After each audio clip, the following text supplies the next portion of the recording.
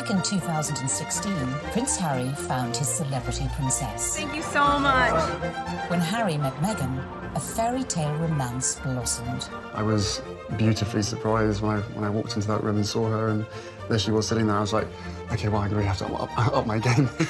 They were engaged after a year, and the most spectacular of royal weddings followed. The wedding was phenomenal. It was a royal wedding, but it was on a completely different level. But then it all went horribly wrong. I thought that she could, not would, but that she could be trouble. From matrimony to misery. My British friend said to me, I'm sure he's great, but you shouldn't do it because the British tabloids will destroy your life. So how did Meghan Markle lose her sparkle? Bit of breaking news tonight. The Duke and Duchess of Sussex have announced that they are carving out what they call a new role for themselves. And how did she go from media darling to public enemy #1? The scrutiny has proved too much and palace life too stifling. We chart the meteoric rise and dramatic fall of the royal couple. She verged on the political when she was talking about women's empowerment. The royals don't do that. As their dream turned into a nightmare. I never thought that this would be easy, but I thought it would be fair. They said their goodbyes, handed back their royal titles. You've got the most recognisable members of the royal family, international superstars, if you like, suddenly announcing tonight that they're going to step back as senior members of the royals. I mean, it is quite staggering news. And jetted off to Canada. The monarchy finds itself in a moment of turmoil, flux, and a genuine crisis. We ask, Meghan, where did it all go wrong?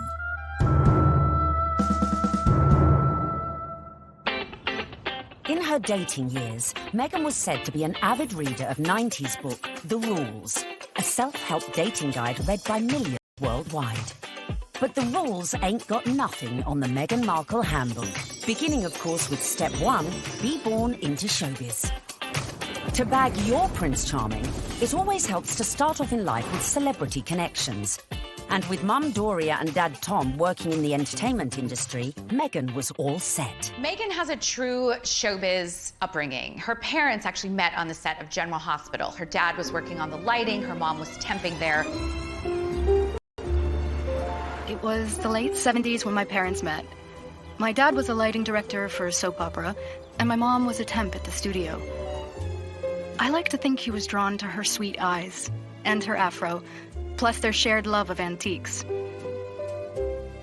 Whatever it was, they married and had me. They moved into a house in the Valley in LA to a neighbor. Nice, huh? You like these ponytails? Unsurprisingly, young Meghan soon caught the acting bug and would often visit her dad on the set of long-running TV sitcom Married with Children. Meghan had very much a showbiz upbringing. She would have been on set occasionally. She would have met famous actors and actresses probably from a young age, and understood that they were just people, and understood that there is a work that goes on behind the camera, because that's what her dad did. So she would have seen the reality of what it means to be famous at a very early age. Married with Children was, at the time, considered so risque, it was even boycotted by some viewers. So I grew up on the set of Married with Children every day after school for 10 years. I was there. Wow. I know. It's a very perverse place for a little girl who went to Catholic school, no less, to grow up. There were a lot of times my dad would say, Meg, why don't you go and help with the craft services room over there? This is just a little off-color for your eyes. I wasn't allowed to watch it at home. I could watch the end credits, so I could give the screen a kiss when I saw my dad's name go by. I mean, they seem very close as father-daughter, and I mean, she was a striking child. She was beautiful, and everyone would comment on how cute she was. But beyond that, and more important than that, was the fact she was just a very nice little girl and very respectful, and just really a sweet kid to be around. I think one of the things that Meghan possesses, which is so ideal for her current role, is a comfortableness, a level of ease in front of a camera. And part of that would have been because she was raised to see the other side of a camera. Like her future hubby, Meghan's parents divorced when she was little, and from age 6, she lived with her mother. But even if she didn't know it yet, with her immersion into the world of showbiz, little Meghan's journey to find her Prince Charming had already begun. As developing a social conscience from a very early age is step number 2. We all know royals love a good charity fundraiser and supporting important causes. So, to increase your chances of royal romance, get involved with a good cause from an early age. Although Meghan's parents were divorced, together they instilled in her a sense of social justice. My mom and dad came from Little, so they made a choice to give a lot. Buying turkeys for homeless shelters at Thanksgiving, delivering meals to patients in hospice care, donating any spare change in their pockets to those asking for it. This is what I grew up seeing, so that is what I grew up being. A young adult woke up when I knew something was wrong. While still at school, unbeknownst to her, young Meghan was already learning one of the key attributes to being a princess: helping those less fortunate. She volunteered at a soup kitchen in one of the most impoverished areas of downtown LA. One day, after class, Meghan approached me and she said, "Tell me more about serving on Skid Row." I suggested that she visit the place where I had volunteered because I knew that she would be physically safe there. And she not only volunteered there a few times, but she continued to volunteer at the soup kitchen throughout her time at Immaculate, which was through her senior year. Meghan always took it a step further, not just distributing food, but learning people's names, learning their stories, because that's where I think her compassion comes from, her connection with people. I think it's very important to know that her heart is in everything she does. I got this letter from one of the students who was in her group. This student was very shy, she was very unsure of herself, she was kind of a bit of a loner. And Meghan wrote her the most wonderful, loving note, even though Meghan was not her close friend at all. So I just like to read it, because this gives you a sense of, this is the real Meghan. So it goes, "Dear Michelle, you are so strong and so wonderful. Your courage in strength in times of hardships is as admirable as your optimism and friendly nature. I am so lucky to have you in my group and to be able to lead you on this adventure. Never stop sharing your beautiful spirit and always remember how special you are. I am here if you ever need me. I love you, Meghan." Meghan was already starting to make changes, but coming up, we see how her voice reached all the way to the White House. It just wasn't right, and something needed to be done. And then, in our step-by-step guide to bagging a prince, we reveal how getting to Hollywood... Any actress in America needs a huge breakthrough, and Suits was that show. ...helped prepare her for her future role. I think it well equips her for the intrusiveness that accompanies being a member of the royal family.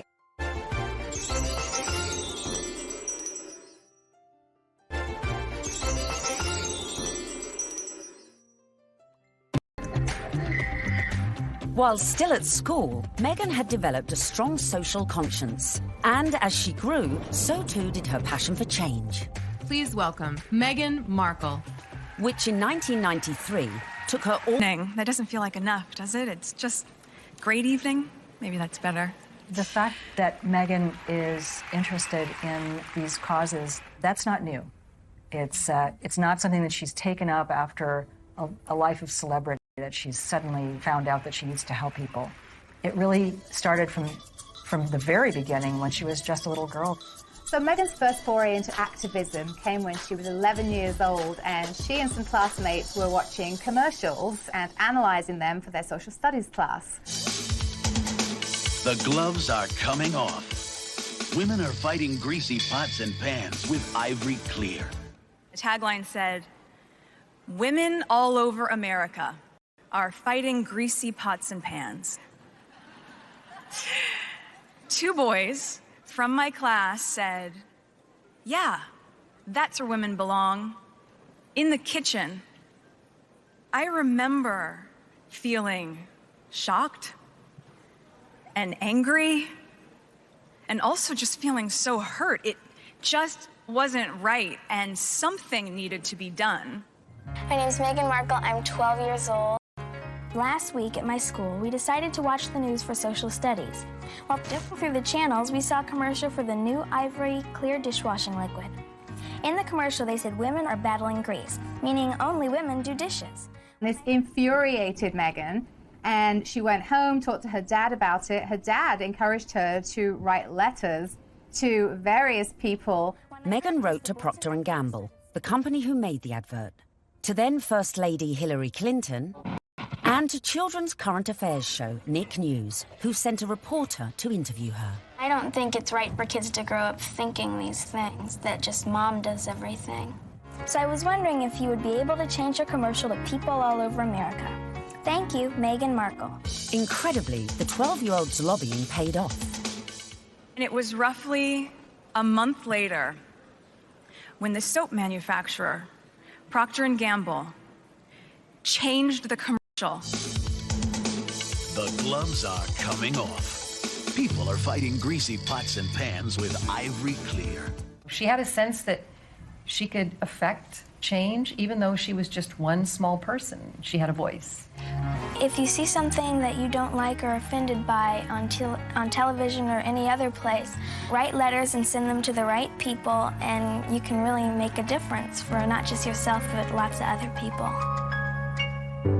Propelled into the limelight at such a tender age, as an adult, Meghan's passion to effect change would burn no less brightly and push her closer to the world of her prince-to-be, to her future beau's heart. Such as becoming global ambassador for international children's charity World Vision, promoting sanitation projects in remote villages. Meghan's visits to countries like Rwanda have focused on girls and women. All of these speak to her concern for female empowerment and really wanting to make a difference that way. You'll feel really good at the end of the day knowing that you've been a part of that. I gotta get these kids home. I'm gonna go take a picture with them.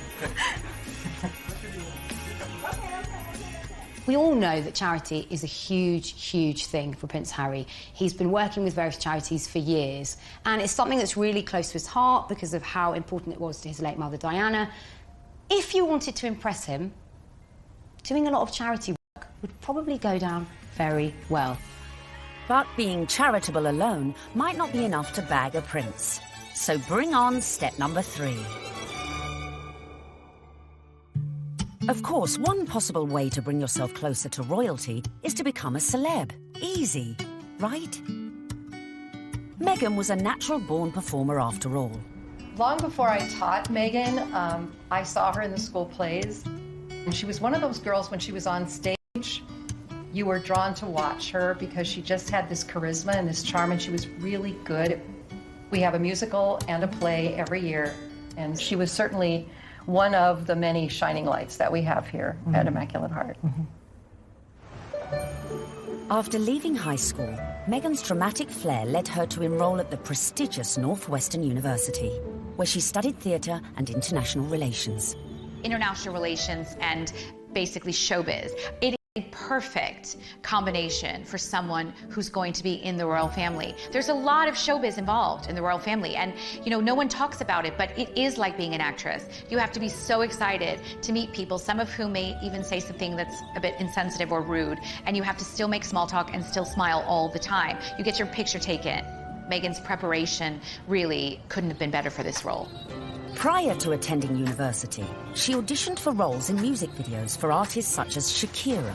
After the aftermath of the audition. This is the aftermath of the audition, and it went pretty well. We just had to dance crazily, and so I did, and it was tiring.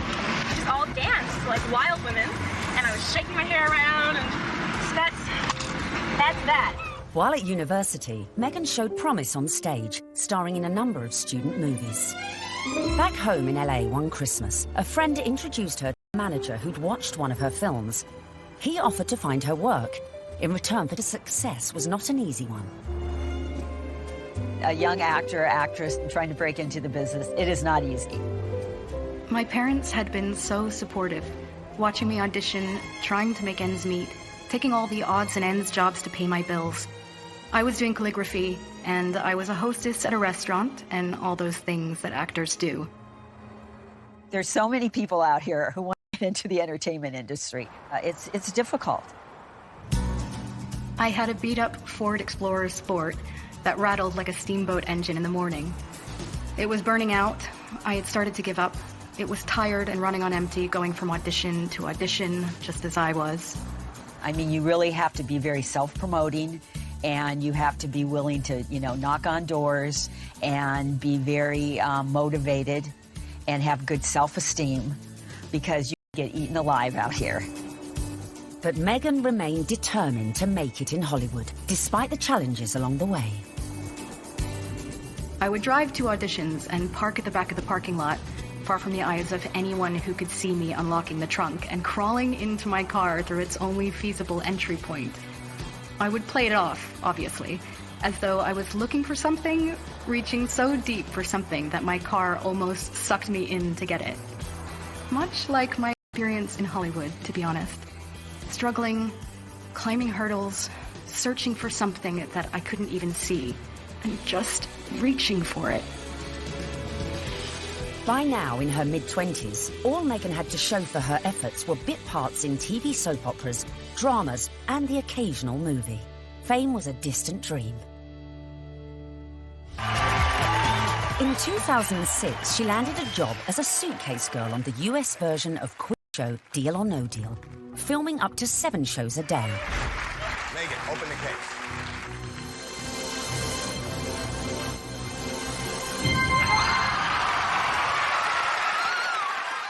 For somebody like Megan, appearing as essentially an adornment on a game show would not be her ideal job. I'm sure she appreciated the paycheck, but she would have felt creatively unfulfilled. Just to be seen as a pair of legs or a pretty girl holding a briefcase full of cash, that's not what Megan was after. But unfortunately, that is part of what leads to fame. You have to kind of pay your dues. You don't just start out on a show like Suits. I would put that in the category of things I was doing while I was auditioning to try to make ends meet. I was the ill-fated number, which for some reason no one would ever choose. I would end up standing up there forever in these terribly uncomfortable and inexpensive 5-inch heels, just waiting. But they were limited. Her dad was a lighting director. He wasn't an executive producer. So Megan had to pay her dues like a lot of other young, beautiful actresses today. Along with the fierce competition facing any young actress trying to break Hollywood, Megan had a further challenge: her mixed-race heritage. It took quite a few years for Megan really to be comfortable with her identity. Hollywood didn't help with that, and it must have been very hurtful and very frustrating for her at times. It's not easy making it in Hollywood if you're not blonde and typically, the aesthetic look. And Meghan Markle was definitely struggling in her years trying to make it. I'm biracial. Most people can't tell what I'm mixed with, and so much of my life has felt like being a fly on the wall. And so some of the slurs that I've heard, or the really offensive jokes, or the names, it's just hit me in a really strong way. Being ethnically ambiguous, as I was pegged in the industry, meant I could audition for virtually any role. I wasn't black enough for the black roles, and I wasn't white enough for the white ones, leaving me somewhere in the middle as the ethnic chameleon who couldn't book a job. But Megan's big break was closer than she thought. At one audition, a casting director advised Megan to go for a more natural look. This would change her outlook forever. She stopped me in mid-scene and said so simply, "You need to know that you're enough." She saw all that self-doubt beaming through the self-tanner and excessive blush. You need to know that you're enough. Less makeup, more Megan. And that moment for me was a wake-up call. Megan had started dating film and TV producer Trevor Engelson in the early noughties, and in 2011, after 7 years together, they got married. Coming up, the moment Megan found herself in social circles that led eventually to Prince Harry. This was her journey. It started there. And we find out what princes do on a first date. There she was sitting there, I was like, okay, well, I'm going to have to up my game.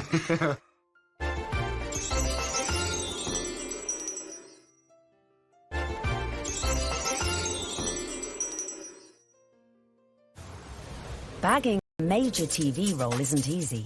But luckily for Meghan, her breakthrough was just around the corner.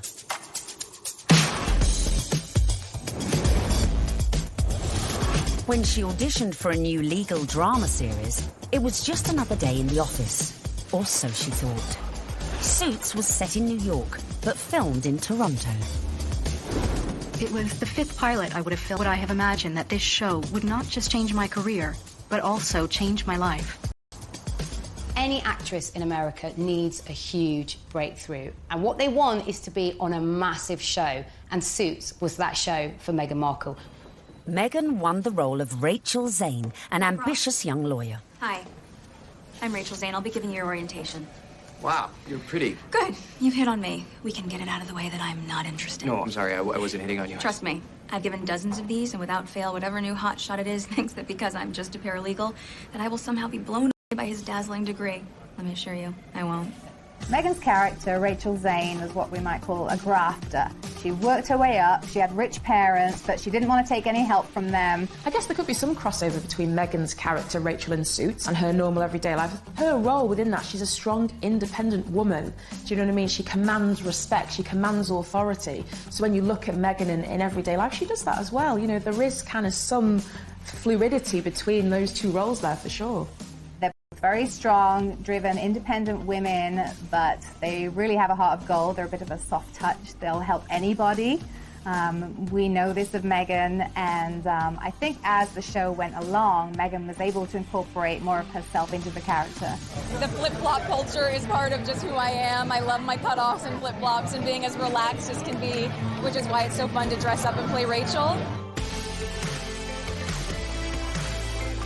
Finally, after years of graft, she'd landed her big break. The show was a hit. The USA Cable Network commissioned a second series, and Meghan moved full-time to Canada to be near the studio. Meghan's move to Toronto was a big deal. She's very close with her mother, Doria, and she moved away from home and her friends in LA to go start a new life in Canada. So Meghan chose not to live in, like, the poshest area of Toronto. She chose Seton Village, which is more back, tree-lined, and people keep to themselves, and that's exactly what Meghan did. So much so that her neighbors didn't even know who she was. But not for long. The show soon became an international smash, catapulting Meghan to fame and to becoming a household name. I'd never watched Suits. I'd never heard of Meghan before. Well, nearly a household name. He had to say that. She was so sexy in it. He couldn't say, like, I've actually seen her, like, passionately kissing loads of guys. And I was like, yeah, I want to marry that. When she landed the role in Suits, Meghan became a legitimate, bona fide celebrity. This was the first time that, you know, she would have had her name called out on a red carpet. This was the first time she would have been papped. So this was a big adjustment for her, and it all happened away from home. But being away from home wasn't without problems. For two, the problem with the marriage was the distance. And no sooner were they married than she got the gig on Suits, and she was in Toronto and he was in LA. And the relationship just didn't last. Meghan may have been unlucky in love, but her star was on the rise. And with stardom came power. Before filming season 4 of Suits, Meghan complained to the program makers. She once said that every script seems to begin with, Rachel enters wearing a towel. And at some point, she put her foot down and was like, no, I'm not doing that. She doesn't need to be that. And the character evolved. I didn't think you'd be so naive. Excuse me? Your job wasn't to talk to Mr. Bailey once, and after being moved by his tale of woe, tell me to jump him to the top of the pile. It was to assess his case and present evidence. And it's exactly what I'm doing here. I just left 2 boxes of textbook prosecutorial misconduct with your secretary.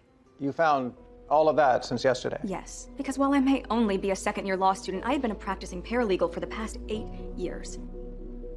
Looks like I have some reading to do. I'm sorry for interrupting your day. Good afternoon, Miss Zane. Meghan's global exposure as Rachel Zane was perfect prep for another future role. I think it well equips her for the intrusiveness that accompanies being a member of the royal family and being followed at every turn, because she was very used to, you know, sort of putting her own life in the spotlight.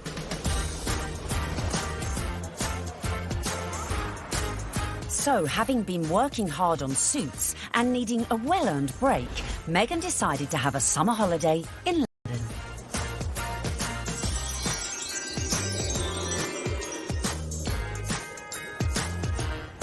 The summer of 2016, which turned out to be a very important summer for Meghan, was actually initially a bit of a getaway, a bit of a girls' holiday, a romp around Europe, a celebration of the fact that she was newly single, and she decided that she'd come on a road trip. When she came to London, Meghan had a couple of girlfriends over here. Misha Nunu had opened up quite an elite circle of friends to Meghan. Among them was Violet von Westenholz, who was working for Ralph Lauren at the time as a PR, and had the opportunity to dress Meghan Markle in some outfits when she was doing some promotional work for Suits. And while they were dressing Meghan, she and Violet established quite a nice rapport, so much so that Meghan was invited into the VIP hospitality tent at Wimbledon that summer to watch her good friend Serena Williams play a game of tennis. Obviously, you go to Wimbledon and you hang out in the VIP area. She was sitting in the royal box, pretty much. She was just close by. All the pictures have shown she's like an arm's throw away from Pippa Middleton. Is rumoured to have suggested Meghan might like her friend Harry. That's Prince Harry to you, who also just happened to be single. Amazingly, for a royal romance, it started on Instagram. And Harry had a look through Meghan's Instagram page. I was told Meghan had a look through Harry's Instagram page, and it was Violet who really had brought them together. She played matchmaker. Whoever set them up must be sitting there, literally patting themselves on the back. Can you imagine being the person that introduced them? Because it's like the best PR move ever. I didn't know much about him, and so the only thing that I had asked her when she said she wanted to set us up was, I had one question. I said, well, is he nice? Their first date is believed to be at Soho House in London. Meghan had strong ties to Soho House. She was a regular at the Toronto outpost and very good friends with Marcus Anderson, who is one of the directors of Soho House. Marcus Anderson cleared rooms and corridors so that they could meet completely in private without the risk of being spotted or photographed. I was beautifully surprised when I walked into that room and saw her, and there she was sitting there. I was like, okay, well, I'm going to have to up my game. I had to sit down and make sure I got a good chat. They got to know each other over a bottle of rosé. They clicked, I was told, immediately over their joint passion for charity work, their love of philanthropic work, and there was an immediate spark. We met twice back-to-back, 2 dates in London last July. Yes. Then it was, I think, about 3, maybe 4 weeks later that I managed to persuade her to come and join me in Botswana. What happened next was the start of fairy tales, as the couple embarked on a whirlwind romance. Harry and Meghan, they were both astonished at how quickly their relationship developed and how deeply they felt for one another, almost from the get-go. I think perhaps a sign that things had gotten off to a good start and were actually really accelerating rather quickly in terms of a royal romance was when Meghan started referring to Harry as Haz to her friends, and he was affectionately calling her Meg to his. Though originally worlds apart, they had much in common after all, both with divorced parents, both famous, and sharing an interest in the developing world. It was one of the first things we started talking about when we met, was just the different things that we wanted to do in the world and how passionate we were about seeing change. I think that's what got date 2 in the books, probably. Plenty to talk about. And date 2 quickly led to their first trip away together, a mere month later, on safari in Botswana, a country close to Harry's heart after first visiting following his mother's death 19 years earlier. We camped out with each other under the stars. We spent, coming joining was crucial to me to make sure that we had a chance to get to know each other. A secret long-distance relationship then ensued, with the occasional clue, such as the couple being separately pictured wearing matching blue bracelets, and the odd tantalising social media post. But it wasn't long before the couple went public. So the next step to bagging a prince is perhaps the hardest: the engagement.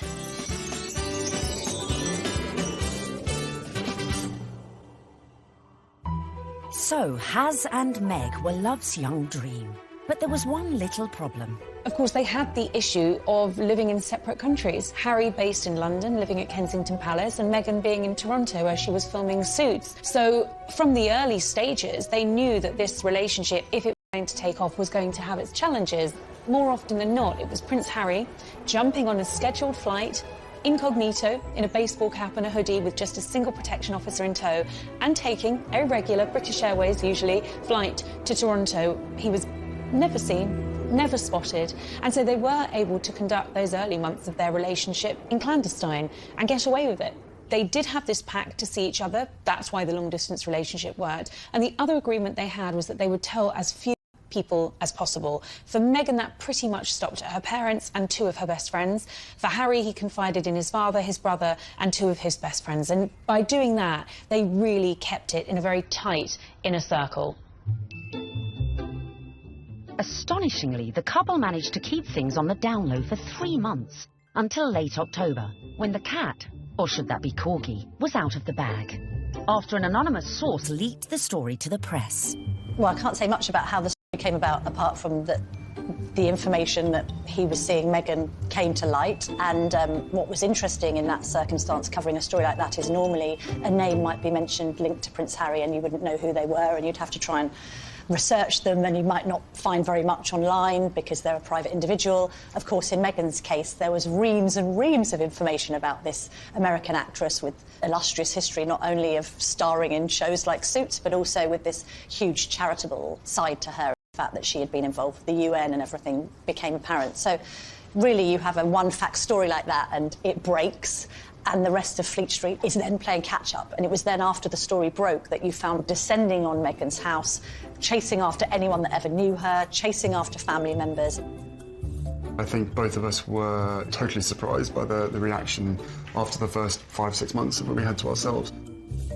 Now everyone knew about their relationship, but would everyone approve?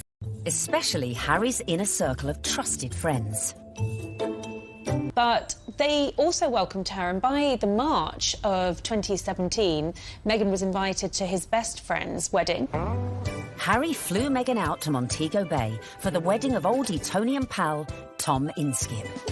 She was made to feel very at home, the friends were very welcoming, and she started to actually forge friendships with these people on her own. And that's really lovely that, you know, Prince Harry at the wedding of his pal, and his pals are saying, you guys could be next down the aisle. I mean, what's better than that? They could obviously see that this is genuine. This is a real thing. Well, one of the things I was told by someone at that wedding in Jamaica was that they'd never seen Prince Harry look so happy. And in fact, at the wedding reception, there were jokes of, you two will be next. And actually, those were accurate predictions, because they were.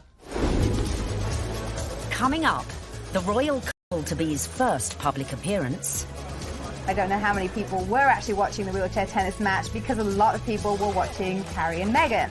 And just how did Meghan's prince pop the question? I had the ring in my finger and I was like, can I give you the ring? She was, oh yes, the ring.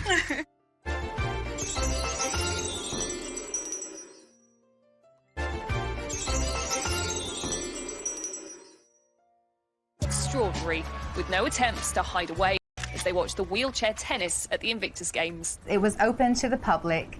Anybody could go and watch the wheelchair tennis match. Although it has to be said, I don't know how many people were actually watching the wheelchair tennis match, because a lot of people were watching Harry and Meghan. They were very touchy-feely, they were laughing together, staring into each other's eyes, whispering sweet nothings into each other's ears. It was everything that their adoring fans had wanted. I remember when I first heard that Harry and Meghan going out, it kind of almost came from nowhere. Do you know what I mean? That the whole process was very, very quick, it seemed, in comparison to kind of conventional relationships. But, I mean, come on, this isn't, you know, a normal relationship by anyone's standards. It's, you know, a prince, you know, and a Hollywood actress. Harry and Meghan were now well and truly in the public spotlight.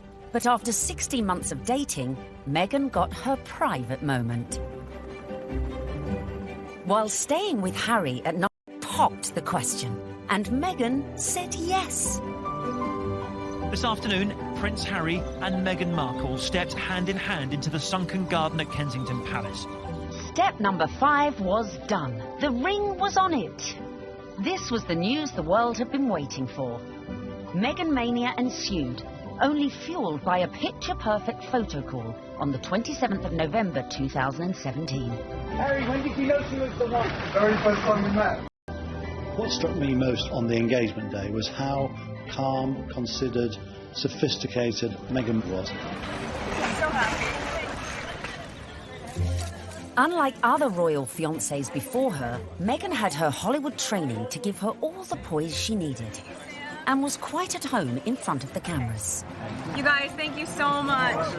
I was reminded of the days when Prince Charles and Princess Diana came out on their engagement day and how awkward and inarticulate it all was. And I suppose in love. Of course.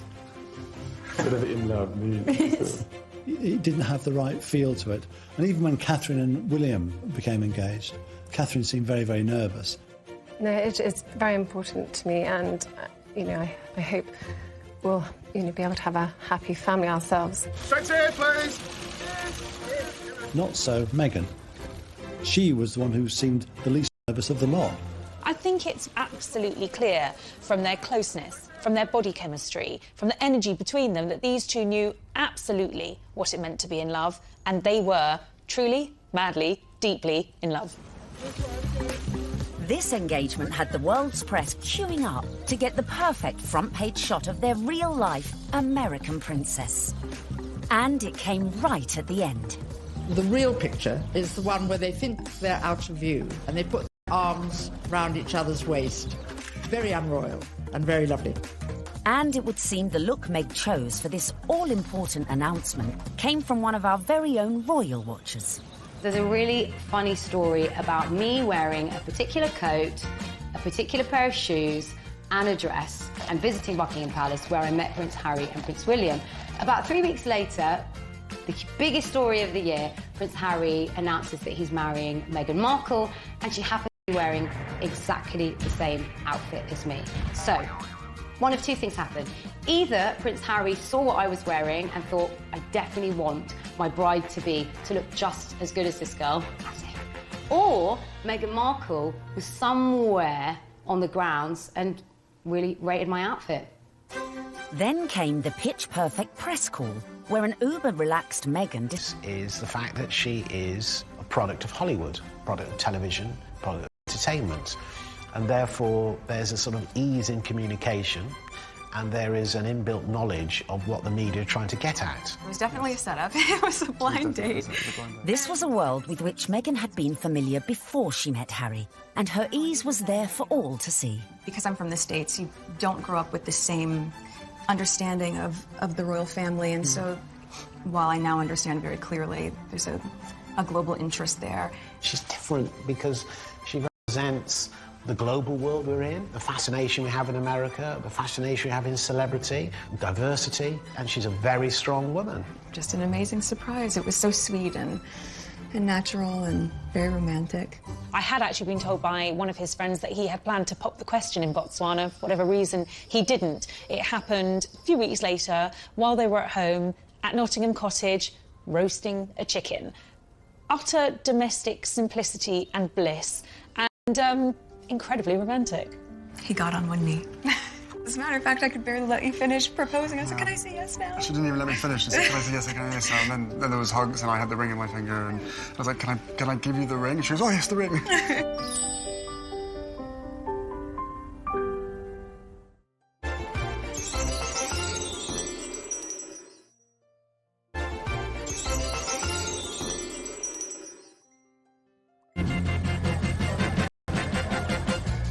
Meghan and Harry were united in their passion for change. And in the months following their engagement, Meghan had thrown herself into charity, winning the hearts of the British public. It was clear from day one that she was like a duck to water. She is absolutely natural at this, very engaging, very warm, lots of eye contact. Harry was showing off his new fiancée far and wide, and she charmed everyone from all walks of life, including those who walked on four legs. She even wore a matching coat for the occasion. You can see the American effect of Meghan Markle in every single photo call and every single walkabout. When Meghan goes on walkies with Harry, she's hugging people. In Nottingham, the couple visited charities that were close to Harry's mother's heart. You could see the pride in Prince Harry. I mean, it was a joy to watch. While back in London, a visit to Brixton brought Meghan even closer to the community. Believe it or not, everyone is listening, and I'm in the same room as the royal couple right now. They actually shook my hand. I didn't expect that. I thought, you know, it would just be a distance. They were pretty cool. It was a real nice, good, feel-good factor. They should come more often. They really should. Our Meg. But would this be the case with the in-laws? The next step in Meghan's journey would be getting to know the firm. And the hotly debated topic of her background was never far from the fore. You be Harry, and I'm gonna be the, Queen Elizabeth, since I got this on, right? And you telling me about your girlfriend, okay? Hello, Harry. Grandmother, I met this beautiful woman, and she just happens to be mixed race. Step 6 in our guide to bagging a prince is charming the in-laws. One of the things I found really amazing when I was charting this story was just how warmly welcomed Meghan had been into the royal fold right from the early stages. The early meetings with William and Kate and Charles and Camilla, they were very welcoming. And actually the speed at which Meghan was introduced to the Queen was very surprising. When I looked back at Harry's relationship with Chelsea, it was several years before Chelsea was introduced to the Queen. Cressida, who dated Harry for 2 years, was never introduced to the Queen, but within a matter of mere months of dating her, Harry had Meghan meet the Queen. She's an incredible woman. And the corgis took to you straight away. That's true. In fact, Queenie was so impressed that mere weeks after the couple's engagement, she took the unprecedented move of inviting Meghan to spend Christmas in Norfolk at Sandringham, giving Meg the opportunity for a serious charm offensive. It was a tremendous break with convention that the Queen invited Meghan, who was, after all, just a fiancée, to Sandringham, because normally it's just the wives and the husbands of members of the royal family who are allowed there. I was told that the Queen's feeling was this. She's preparing to give everything up for her grandson. Her career, her identity, her nationality, her home in Toronto, everything to be with Harry. And the Queen's feeling was the very least we can do is to make her feel welcome at Christmas. It does show that the Queen is walking in step with the change of the guard at Buckingham Palace. This would have been a far different Christmas to the one Meghan spent in LA the previous year, with the historic 20,000-acre estate playing host to all sorts of little family quirks that would prove a challenge to any outsider. Well, Meghan would have had to get her head around quite a few royal family traditions. They open their presents on Christmas Eve. The presents that they exchange aren't what you'd really expect for members of the royal family. They tend to share really jokey presents with one another. In America, you know, things will come beautifully wrapped and be quite extravagant. And this is the other end, just cakes in, or an unusual thing to keep your corgis in. Meghan would have to embrace all these funny little customs, and clearly she did. After spending the night in her unfamiliar surroundings, the bride-in-training faced her public in that most royal of festive traditions. The post-service walkabout at St Mary Magdalene Church. Well, the Sandringham Church photo is the timeline through history. You have a snapshot every year of those people closest to the throne. Now, often you're looking at a picture of a child who was barely able to walk, perhaps a year ago, and suddenly they come out of the church. That image will change. In a few years' time, you'll have those couples and their children will be going to church. And a few more years' time, and you may not have the older generation. This year, of course, was Meghan's year. The presence of the royal fiancé drew crowds that were even bigger than usual. The world's media was also out in force, but it was a member of the public who would snap the photo that cemented just how much Meghan was in with the younger royal crowd. Unfortunately for photographers on the ground, they just didn't quite seem to get a clear shot, and in the end it came down to a member of the public, a lady called Karen Anvil. It was like a Mexican wave of cheers, so you knew they were coming. The photographers at the other end, and they just happened to look over. And I took one photo, that's the thing. I took one photo, and it was, yeah, the right one. When we saw that shot, it was an absolute no-brainer that it was going to be our cover shot, because it was the only one that had captured that moment, the four of them together. And, you know, it symbolised quite a lot in terms of the royal family and where they're going in future. So, yeah, I mean, we were delighted to use it on the cover. And just like that, the Fab Four were born. Clearly, Meghan was well and truly fitting into the royal club. Just like the Queen, it seems the rest of the family were equally charmed by Harry and Beau from across the pond. Another tick for Meghan. William was longing to meet her, and so was Catherine. And Catherine's been absolutely wonderful, amazing, as is William as well. Fantastic support. And then my father as well. We had a handful of teas and meetings, and my grandparents as well have been wonderful throughout this whole process. She found herself a true fan in the Duke of Edinburgh, and he was apparently hugely impressed with how well-read Meghan was. Meghan was now in with the in-laws. But coming up, events were to turn increasingly tricky, dealing with critics from near be trouble and far. I think the very fact that Samantha wanted to do a book called The Diary of Princess Pushy's Sister implies that maybe she was not over fond of her younger half-sister.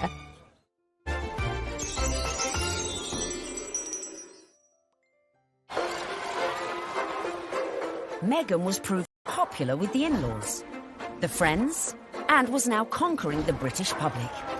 But what to do when you find out not everyone likes you? I don't know about this Meghan Markle. Yeah, she's too confident and self-assured. You see what I mean? This water feature's shit, isn't it? Yeah. Oh my God, I thought I was doing so well.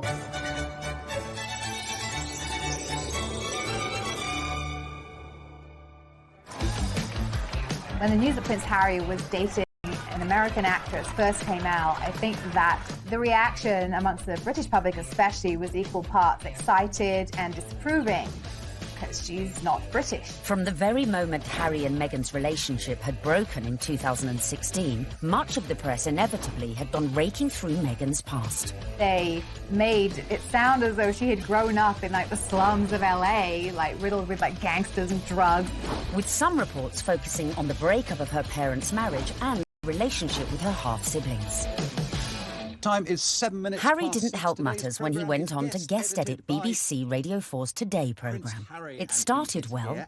Morning. Very good to see you. He got some of his mates on the show, like this guy. Okay. Do I need a British accent? But if you start using long pauses between the answers, you're probably going to get the face. Let me see the face. Oh, okay. But during the course of the programme, Harry answered one question about Meghan. It was your future wife's first Christmas with the in-laws. How was it? She really enjoyed it. The family loved having her there, and it's the family that I suppose she's never had. It's the family that I suppose she's never had. But Harry's comments did not go down well with one member of his future wife's family.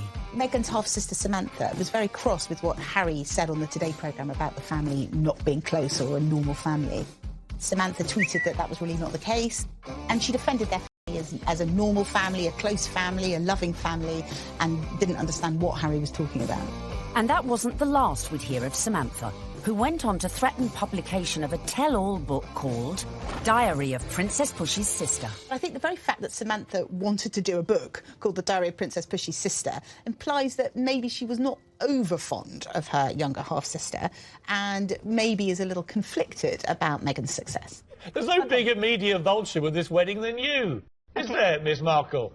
I mean, how you have the gall to come on here and talk about media? You've been trashing it for 2 years, you little vulture. I've made it clear in several interviews that you can't judge a book by its cover, and similarly, you can't judge a book by its title. Samantha also criticised Meghan's charity work. If you are interested in helping those less fortunate than yourself, it really should begin at home. Could all this bad publicity derail the wedding? And just how should Meghan respond to this particularly barbed attack? The temptation must have been huge for Meghan to have responded to the critics, who were, of course, her family members. She kept a dignified silence. I mean, you've got to feel for Meghan. What would you do if your family were being an absolute nightmare? It is seriously embarrassing. So she does what any of us would do. Hashtag ignore, ignore, ignore. But would Meghan be able to keep her composure in the face of her next critic. A certain ex-Tory MP, a die-hard royalist, who voiced her doubts about Meghan, not in private, but in the most public setting possible, the celebrity Big Brother house. OK, let's take a vote. I think she's trouble. How long do you think she's going to be? 5 years, 10 years, 20 years? Why do you think she's trouble, Anne? Background, attitude, I worry. She's older than him. She's been married before. Yes. I add it all up and I'm uneasy. But there we go. Quite frankly, I was shocked when Anne Widdecombe said that what she said. I mean, I've always thought that she was a sensible woman. She seems to be jumping to conclusions without looking at any evidence. The ex-minister's comments sent the Twitter sphere into meltdown. When I was on Big Brother, I was called every ick and every ist going. I was homophobic, xenophobic, racist, sexist, misogynist. Nothing I said could have been remotely construed as racist by any sensible observer. I mean, all I said was I thought that because of her background, and I was thinking of freewheeling Hollywood background, you know, former marriage, all the rest of it, that because of her background, I thought that she could, not would, but that she could be trouble.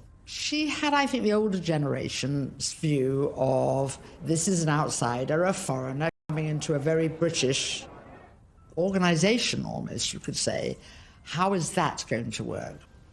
The thing that all of us have to do is adapt. We're in the here and now. Embrace. But one woman who was not prepared to embrace was Jo Marnie, girlfriend of then UKIP leader Henry Bolton, who sent a series of racist texts. Even then, Meghan kept quiet. The royals' mantra is often put up points, so actually her approach, maintaining that dignified silence, not justifying or even giving any credence to these claims, some of which were really quite unpleasant. Well, it was a very royal approach to things. Look, Meghan is showing the makings of a true princess. You've got to have that decorum. You've got to, on some occasions, actually, you know, keep silent and pick your battles. Even more flack came Meghan's way when she took to the stage with her potential prince, his brother and Kate at the Royal Foundation in February 2018. People say, well, you're helping women find their voices. And I fundamentally disagree with that because women don't need to find a voice. They have a voice, they need to feel empowered to use it, and people need to be encouraged to listen. And I think there is no better time than to really continue to shine a light on women feeling empowered and people really helping to support them. She verged on the political when she was talking about women's empowerment, and it was all a bit Me Too-ish. The royals don't do that. And indeed, the day that the royals start engaging in political causes is the day you get a lot of controversy. There is a very good reason why the royals stay off politics, and it's to avoid precisely that. Not everyone shared Anne's view. It's refreshing because she isn't saying things that are incredibly controversial that we actually wouldn't stand by or back or believe in. These are really important points, important issues that she's raising, especially when she's touching on feminism. But was Meghan risking her relationship with the royals and the public? She's clever. She's using her voice in a good way, and she has actually been backed by the palace. But still the criticism came, and the palace had to release a statement defending her. Was this one step too far? This is the first time that we've heard anyone associated with the royal family talking about those campaigns. The Kensington Palace stressed it would have been impossible for Meghan to talk about issues surrounding female empowerment without talking about those campaigns. Well, I think that by touching on the Me Too campaign, Meghan probably knew that there was going to be some kickback, and indeed there was. But actually, she got far more people saying, this is great, this is what the royal family needs to be doing more of. Phew. Looked like Meghan had found just the right balance to please the palace, her people, and most importantly, her prince. So, next step in our guide, embrace your prince's religion. She signed up to the Church of England, of which the Queen is supreme governor. And exactly 100 days after her engagement announcement, Meghan was baptised in the chapel of St James's Palace by the Archbishop of Canterbury. It was very special. It was beautiful. Though she had attended a Catholic school in LA, Meg had a Protestant background. Her father member of the Episcopal Church of the United States. It would not have been an enormous step, to get baptised, but it was a big step in a way. But I think out of deference to the Queen and to her very strong faith, it sort of tidied things up, and it augurs well for the future because she will have to attend many, services in Church of England cathedrals. Coming up, Meghan's headed ever nearer to that Chapel of Love, but the journey would become increasingly problematic. With a guest list to organise... Have you got an invite to the royal wedding? Have I? Yeah. Not that I know. And dramas coming thick and fast from her very own family. All of a sudden, his health isn't good, and he can't come to the wedding. Dun, dun, dun!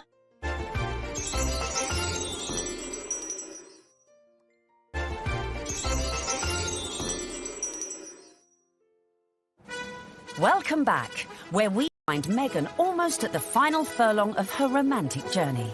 But managing your wedding carefully was not to prove so easy for our Meg. First hurdle, the date. The wedding of Prince Harry to Meghan Markle. The date, the 19th of May, 2018. Recent royal weddings had all been held on weekdays, but not this one. I think that they thought, we want people to enjoy this, so why not do it on a Saturday? And if you think about most weddings that you and I go to, they're at the weekend. So why wouldn't you follow suit? But there was one reason to avoid that Saturday. It had already been announced as the date of the FA Cup final. As president of the Football Association, Harry's brother Prince William was expected to take his usual place in the royal box at Wembley. And millions more were looking forward to watching the game on TV. I think my wife would probably want to see the royal wedding. So what I'd probably do, I'd probably leave her on her own, maybe some of her friends. I'll go somewhere else where like-minded people want to watch the FA Cup final. I would so prefer to watch a royal wedding, not interested in football. Harry and Meghan solved the problem for TV viewers. They announced that their ceremony would begin at noon, several hours earlier than kick-off time. But Wills decided to avoid the fixture clash altogether, scrapping his Wembley appointment to concentrate fully on his little brother's wedding. Next hurdle, the tricky protocol of who to invite to a royal wedding. Have you got an invite to the royal wedding? Have I? Yeah. Not that I know. Would you like to go? I want them to be happy. I really want them to be happy. They look like a lovely couple. Meghan Markle did say you were a divisive misogynist. Well, I still hope they're happy. It was a source of quite a lot of amusement, him. So Donald Trump is mad because Prince Harry didn't invite him to the wedding, to the royal wedding over there in England. I don't even know why. I don't know why you mad. You shouldn't even be surprised, Donald. Don't nobody like you. The apparent decision to snub the US president may have been a source of jokes for comedians. But according to some sections of the media, it was also a potential embarrassment for the Queen. Could this dash all Meghan's good work? Especially in light of reports that the couple had invited Trump's predecessor, Barack Obama, a friend to them both. But as Harry and Meghan's wedding was a non-state event, that meant the couple could pretty much invite whoever they wanted. This is not a state occasion, this wedding. He can invite his friends and Meghan's friends. He doesn't have to invite Trump. It's as simple as that. So the date was set, the invites were out, the corgis were brushed, and all was looking rosy for the big day, and for Meghan to finally become Mrs. Prince Harry. Until... That week lead up to the wedding was like watching an episode of EastEnders. It was an extraordinary week, completely overshadowed by the debacle over Mr. Markle. We were told that Thomas Markle would be walking his daughter down the aisle. In fact, a story that broke the weekend before in the Mail on Sunday undid all of that. Thomas Markle was revealed to have been staging fake pictures for the press to bolster his image pre-wedding for the reported sum of $100,000. First of all, the pictures are leaked. Her dad is posing for pictures with paparazzi. Such was the embarrassment Mr. Markle felt he'd caused to his daughter that at the 11th hour he pulled out of the wedding. It got so confusing. It was like, is he going to be coming to the wedding? Isn't he? Meghan, I was told, was utterly heartbroken. She said that she forgave him for the photographs. She wanted him there to walk her down the aisle on the big day, and he agreed he would do it. Until... all of a sudden, his health isn't good. And he can't come to the wedding. Dun, dun, dun! Thomas Markle said he felt that the heart attack had probably been brought about by his son writing an open letter in one of the tabloids, basically telling Harry that it wasn't too late to get out of this wedding and that his sister was nothing but trouble. The whole of the country was talking about this. What is going to happen? And then finally, we had a statement. It was a roller coaster of emotions, in fact, prompted Meghan to issue her very first solo public statement. And very tellingly, that statement began with the word sadly. Must have been really difficult, because in the end, you know, it was announced that her father, without an invitation. Former sister-in-law Tracy Dooley, that's ex-wife of the half-brother who just trashed Meghan in a letter, jetted into Heathrow with sons Tyler and Thomas, plus a shed-load of baggage, in every sense. There's more likelihood that I would have got an invite. They turn up, got all the suitcases, you see them having their pictures taken in the airport. You're thinking, what is going on here? Because apparently they either think they're going to get a last-minute, you know, somebody cancelled, you can come to the wedding now, or they're just going to make money off the British media and do loads of interviews. It's all about the...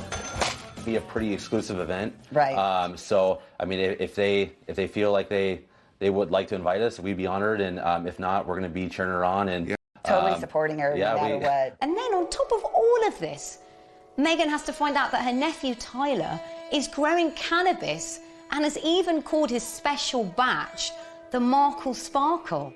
I mean, it was just disastrous from start to finish. And I think actually everyone, not just Meghan, was pleased when they packed their bags and went right back to where they came from. Cue an epic sigh of relief at the palace. Despite all these problems, the wedding stayed on track. Which brings us nicely to step 11.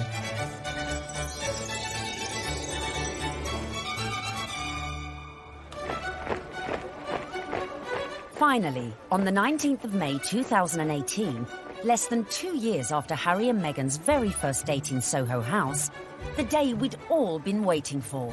The world tuned in for the fairy tale wedding of the century. Let's face it, if you're marrying a prince, you may as well pull out all the stops. Meghan and Harry really did have the ultimate fairy tale wedding. You know, they didn't choose St. Paul's Cathedral, where, of course, we saw Charles and Diana wed. They didn't choose Westminster Abbey, like William and Kate. They chose Windsor, which is a lot smaller and feels a lot more private. I was there at the wedding on the day, and Windsor felt like literally a fairy tale come to life. Everything was magical. And as the 600 guests drifted in, it was a veritable who's who of the world's A-listers, from music, film, and sport.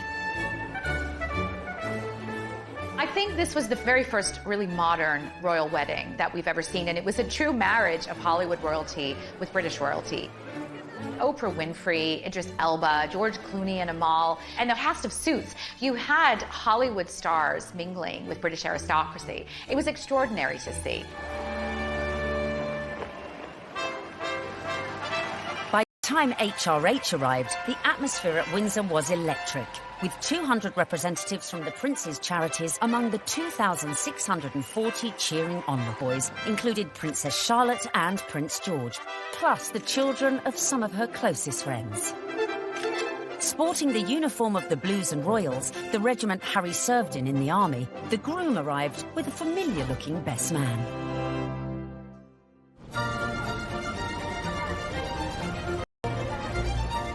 Right on cue, Meghan arrived with Mum Doria in the Queen's Rolls-Royce Phantom 4.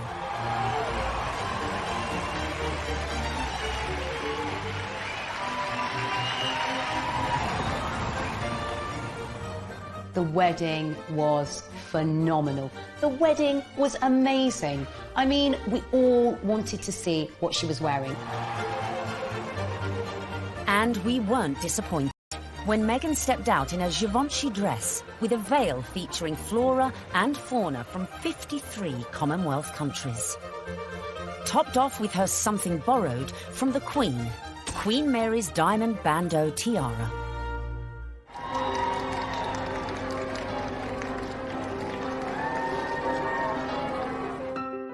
But with an absent father, who would walk Meghan down the aisle? Prince Charles, rising to the occasion, Prince Charles walks her down the aisle. It's amazing. Hashtag the power of love. Hashtag love survives. When you saw it on the day, it felt like the right thing to do. It was a wonderful way of Charles saying, welcome to the family, and actually of Meghan showing the world just how close she already is to her father-in-law. Meghan had successfully won over her in-laws, and here it was on display for all the world to see.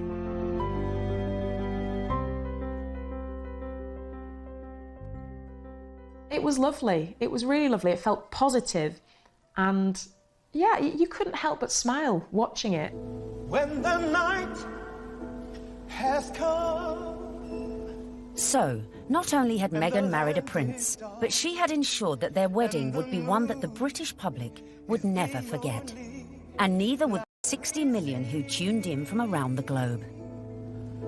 No, I won't be afraid. It wasn't your typical royal wedding. We had been told by courtiers to expect some surprises, but I don't think anyone expected quite what we saw. Listening to that incredible gospel choir, which was a beautiful touch and a wonderful nod to Meghan's dual heritage. Stand by me. Stand by me. Inside, you've got the gospel choir, you know, raising the roof with the music. You've got the reverend. Was one of the stars, one of the unexpected stars of the day.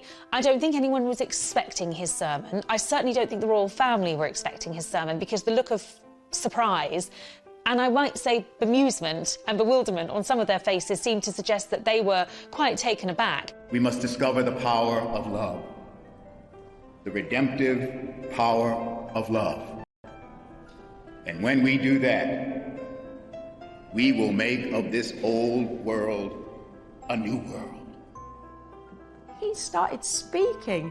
He just had everybody on the edge of their seats, whether you were there or you were watching it on the television. The room felt alive. I don't think St George's Chapel has ever heard such an effusive address, or heard Martin Luther King quoted in that way. There's power in love.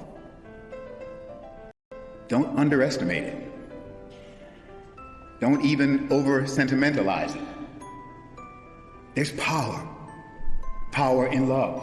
You know, there is power in love, and if we hadn't heard it once, it was drilled into us, so we knew that by the end of his sermon. Oh, there's power in love. Her family weren't there. It was just her mother. But her story, her African-American heritage, that was all beautifully reflected in the ceremony and in the day itself. All these things that are really very Meghan just made you realise how much more the world is coming together. It was poignant, powerful stuff. Meghan, I give you this ring. Meghan, I give you this ring. As a sign of our marriage. As a sign of our marriage. By the joining of hands, and by the giving and receiving of rings. I therefore proclaim that they are husband and wife. She'd done it. She'd got the ring and she'd married her prince. Watching that wedding, you know, even if you're not a royalist and you're not a romantic, you really couldn't help but be taken in by it, because there's two people that actually seemed like they were really in love, which on any level is just so nice to see. The party was only just getting started. Serena Williams playing beer pong, I bet she aced it. Meghan had gone from actress to duchess. And our penultimate tip, really for those who've gone and bagged their prince, is celebrate with the best ever party. Immediately after the wedding, the couple had all 600 guests back to St George's Hall for a wedding breakfast, which was hosted by Her Majesty the Queen. But the real golden ticket to that event was the private evening party, which was hosted at Frogmore that evening by Prince Charles.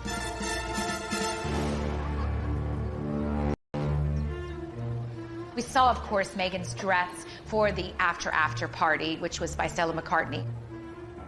She looked glamorous. Harry looked like James Bond walking out of the palace to get into their vintage Jaguar. This was a very modern, sexy, gorgeous couple.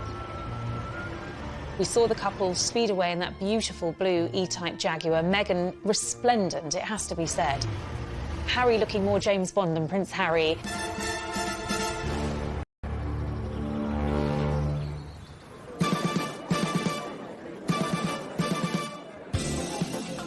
Anyone who was anyone was there, sipping on their When Harry Met Meghan ginger and rum cocktails.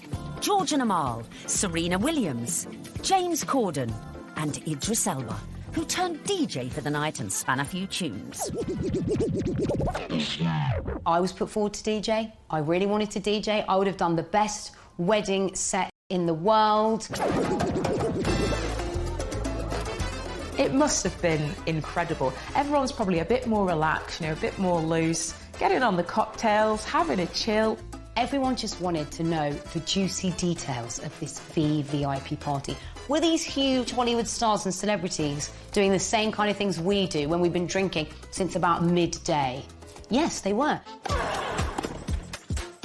There's some wonderful tales of Serena Williams beating everyone hands down at beer pong, a drinking game that apparently Meghan and Harry loved. Serena Williams playing beer pong? I bet she aced it. Serena has since denied she played this game. Shame. But who knows? Maybe when they throw their next party. George Clooney serving up cocktails and whisking Meghan and Kate around the dance floor. A dance-off instigated by James Corden between Princes William, Charles and Harry. Which we like to imagine looked like this. Come on, well, it's my reception. Could bust a few. Yeah, there you go. Yeah, there you go. Okay. Yeah, come on. You like that, brother? Yeah, twerk it, Wheels. Come on. Twerk it, Wheels. There you go. No, yeah. Oh, no, Grandon just saw that. Bollocks. All right. Having an absolute laugh. I mean, was the Queen there? What was she doing? Was she watching it? Was she getting involved? Go for it. Let's have a laugh. Let's enjoy this. I think it was just a fantastic night where the couple were able to really do things their way, from serving dirty burgers at midnight out of posh burger stalls in the grounds of Frogmore to handing out monogrammed slippers so that their guests in those 6-inch Louboutins or whatever they were wearing could actually rest their weary feet come the end of the night. And if you want to ensure you throw the best party ever, be like Meghan and make sure your guests leave their phones at the door so you can let your hair down without any sneaky snappers. You don't want a repeat of the dramas of a previous royal wedding. 10 years earlier, the same venue had hosted the wedding reception of Harry's cousin, Peter Phillips, and his wife, Autumn Kelly, who provoked a scandal when, unbeknownst to most of the guests, they sold photos of the private bash to Hello magazine for £500,000. Generally, what happens in the private do's stays in the private do's. There are no cameras there, or none of our cameras are there. So what happened with Peter and Autumn's wedding is controversial and unusual. The junior royals host a wedding ceremony, which is where there's supposed to be the private situation, the most private the royals are ever in, inside their own home, for goodness sake. And they thought this was just photographers at a wedding and happily posed and grinned away. And then were quite amazed in a couple of weeks afterwards to see 59 pages of a Hello supplement dedicated entirely to things that they thought were private family shots. I think it went down like a lead balloon with many members of the royal family. Luckily, Harry and Meghan's wedding reception went off without a hitch, but with a bang. One of my favorite details about the whole thing is that Harry and Meghan snuck away at the after party. They went off to be together. And I think that speaks a lot about this couple. They are, above everything else, madly, genuinely in love with each other. Which leads us beautifully into the final step of our Bag of Prince guide. Live happily ever after. What will we see next? I think we will see them both just dive into work. I think there's a feeling about the two of them that they don't want to hang around. They want to get involved with their charities. She seems to be a woman with a mission, and I don't think it'll be long before we hear exactly where she's going to focus her energy.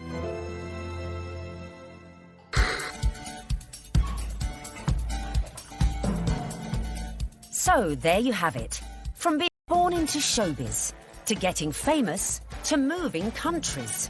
Making moves in royal circles, charming the in-laws, and staying silent in the face of criticism. Meghan Markle might not have set out to bag a prince, but follow her lead, and maybe you could do it too. It was the ultimate her journey from the leafy suburbs of LA to Toronto to Kensington Palace to St George's Chapel has been a monumental, epic and frankly incredible story. It's so nice to meet you. She's a modern woman This is how we all live, you know, from mixed race families, you know, interracial marriages, coming from different countries. That is what society is about now. The fact that she's unusual for the royal family, I think the fact that she comes from a different country, a different background, it's just a plus. She is very much a breath of fresh air. She's incredibly focused. She's incredibly driven. Women don't need to find a voice.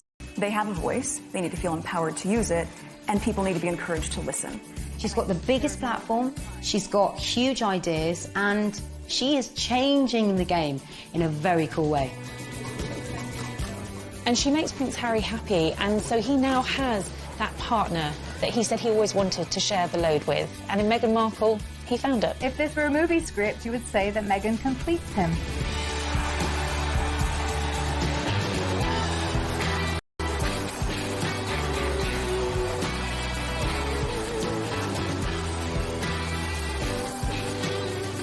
It's an incredible rags to riches story. It's amazing. I'm so jealous. But no one's jealous now, because what started as a fairy tale soon became a nightmare. Firstly, the couple went to war with the press, incensed by criticism, like her flaunting her baby bump. And then they launched a legal battle against the Mail on Sunday, after they published a handwritten letter Meghan had sent to her estranged father. When I first met my now husband, my friends were really happy because I was so happy, but my British friend said to me, I'm sure he's great, but you shouldn't do it because the British tabloids will destroy your life. Next, Harry and Meghan got flack for spending nearly £2.5 million of public money upgrading their official residence, Frogmore Cottage. They have no plans to give up their royal home here in Windsor. It's called Frogmore Cottage, although in truth it's more of a mansion after a £2.5 million facelift paid for by taxpayers. Their son Archie was born in May 2019, and the first signs of a royal rift were spotted when he was not given a title, instead being referred to as just Master. More press criticism followed when the couple decided to use a private jet to take them on holiday. Finally, the bombshell. The couple stepped back from their royal duties, handing over their titles and jetting off to Canada, as Harry explained at this after-dinner speech. The decision that I have made for my wife and I to step back in years of challenges. And I know I haven't always gotten it right, but as far as this goes, there really was no other option. You've got the most recognisable members of the royal family, international superstars, if you like, suddenly announcing tonight that they're going to step back as senior members of the royals. I mean, it is quite staggering news. Harry and Meghan have gone from the wedding of the decade to leaving the UK and the royal family behind in just under 2 years, with Meghan making her very last public appearance here at the Commonwealth Day service. How could such a fairy tale descend into such misery and acrimony in such a short space of time? I never thought that this would be easy, but I thought it would be fair. Who could have imagined that what started so well could all go so horribly wrong?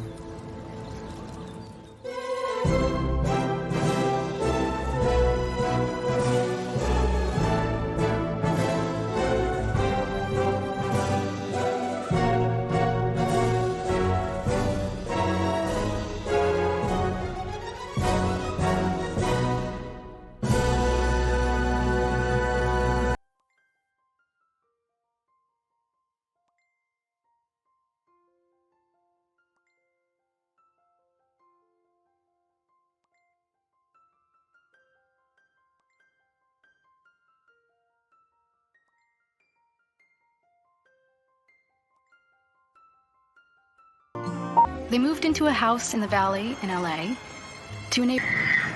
Nice, huh? You like these ponytails? Unsurprisingly, young Meghan soon caught the acting bug and would often visit her dad on the set of long-running TV sitcom Married with Children. Meghan had very much a showbiz upbringing. She would have been on set occasionally. She would have met famous actors and actresses probably from a young age, and understood that they were just people, and understood that there is a work that goes on behind the camera, because that's what her dad did. So she would have seen the reality of what it means to be famous. very early age. Marriage with children was, at the time, considered so risque, it was even boycotted by some viewers. So I grew up on the set of Married with Children every day after school for 10 years. I was there. Wow. I know. It's a very perverse place for a little girl who went to Catholic school, no less, to grow up. There were a lot of times my dad would say, Meg, why don't you go and help with the craft services room over there? This is just a little off color for your eyes.